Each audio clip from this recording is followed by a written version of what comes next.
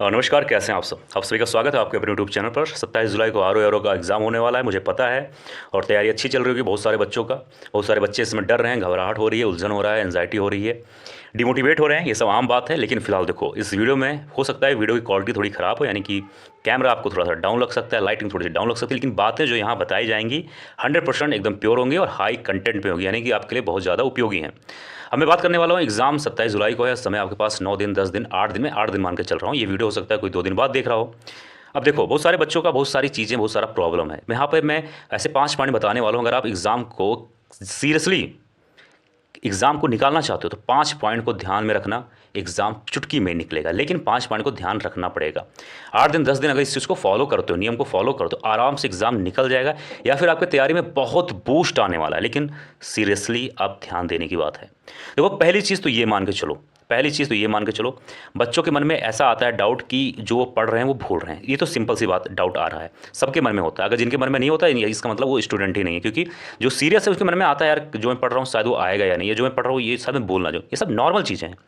अब उसको दूर कैसे करना है? सबसे पहली चीज़ ये है कि अपने आप को एकदम थोड़ा सा अलग रखो। 10 दिन अलग मतलब ये हुआ कि ज़्यादा लोगों से मिलना थोड़ा कम कर दो। लोगों से मिलना मतलब ये नहीं हुआ कि एकदम छोड़ दो, मम्मी पापा भाई बहन से मिलो, कम मिलने की कोशिश करो। जब आप लोगों से कम मिलोगे, जाहिर सी बात है आपका माइंड, आपका दिमाग स्थिर रहेगा, तो वो ज़्यादा चीज़ों को सोचेगा आप अपने सब्जेक्ट के बारे में। ठीक है, ये मैं अभी पहला ही पॉइंट बता रहा हूँ, इसमें पहला पॉइंट ही जोड़ रहा हूँ मैं।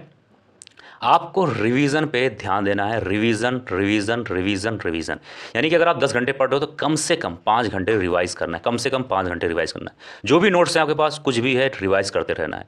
क्योंकि दोस्तों, रिवीजन ही इस एग्जाम में आपका खेल बदलेगा, मैं बार बार कहता हूँ। अब दूसरे पॉइंट पे मैं बात करूँ तो हिंदी में बहुत सारे टीचर ऐसे कहते हैं कि बेटा आपको 55 नंबर कम से कम सही करना है। देखो बेटा, आसान नहीं है 55 नंबर सही करना। ये बोलने में आसान है कि 55 सही कर लो, 55 सवाल सही कर लो, 55 नंबर सही कर लो, कि हो ही नहीं सकता। ये बहुत ही कम बच्चों का होगा।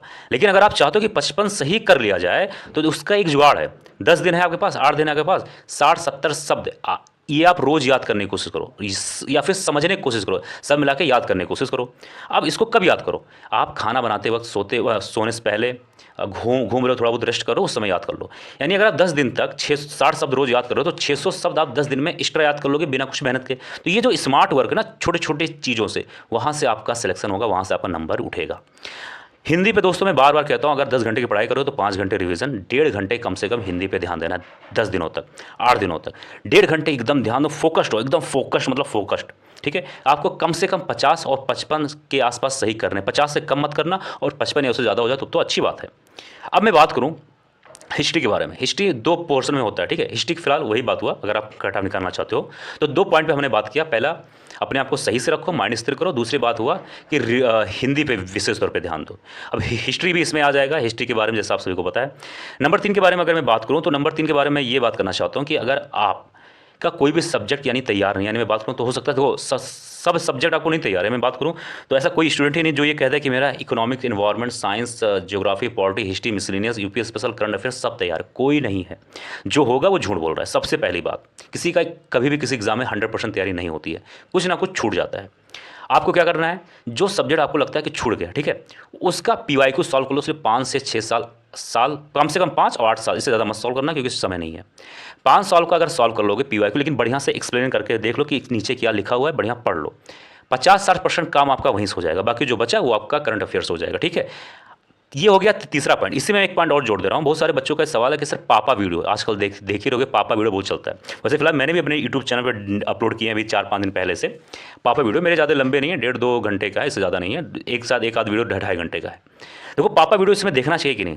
देखो, पापा वीडियो देख सकते हो, लेकिन अगर आप 2-2.5 घंटे की वीडियो है तो आप 1.5x पे करके आराम से देख सकते हो, यानी 1.5-2 घंटे की वीडियो हो जाएगी और 3-4 घंटे में देख लोगे। क्योंकि वीडियो को समझना भी होता है, कुछ छोटे छोटे पॉइंट के नोट्स बनाने होते हैं।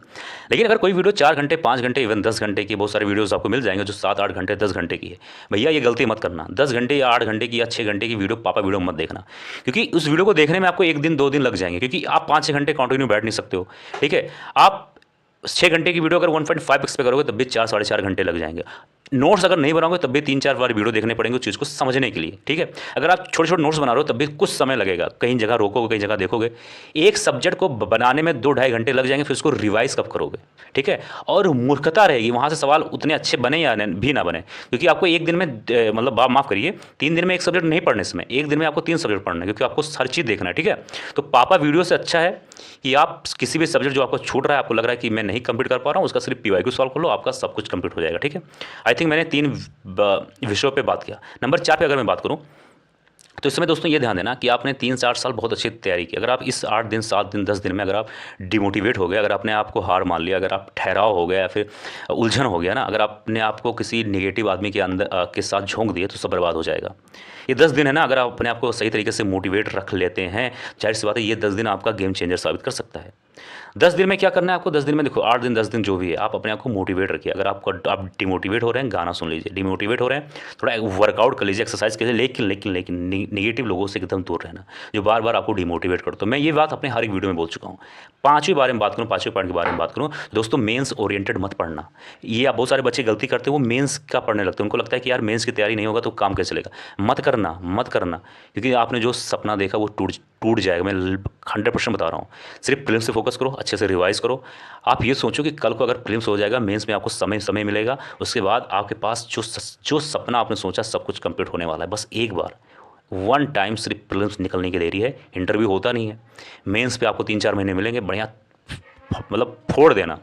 लेकिन अभी प्रीलिम्स की बारी है, तो प्रीलिम्स से फोकस करो, अपने सपने को देखो। 10 दिनों तक जो आप सोच रहे थे उसको देखो, उसको एंजॉय करो, फिर तैयारी करो। बूस्ट मतलब एकदम हाई लेवल पे इसको लेके चले जाओ। लेकिन मेंस की अभी मत करना, गलती मत करना, तो बहुत पछताने वाले हो, ठीक है। मिलते हैं अगले वीडियो में। जय हिंद, जय भारत।